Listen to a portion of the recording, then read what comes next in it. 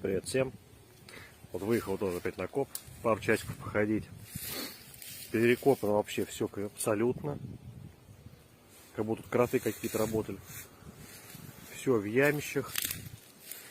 Тут даже вон бугры какие-то он разравнивал старые. Короче, вообще тут, даже не знаю, найдут что или нет. Правда, один сигнал только попался вот здесь вот. Как-то мимо него вот прям прошли они, вот не знаю, вот яма вот получается. Тут копали. И вот у меня вот тут сигнал получается. Какая тут шестеренка. Получается, вот в корне даже. Корень еще перерубать придется. Вот. Так вот как. Здесь какой-то лист железа еще ты заметил, не надо в корне.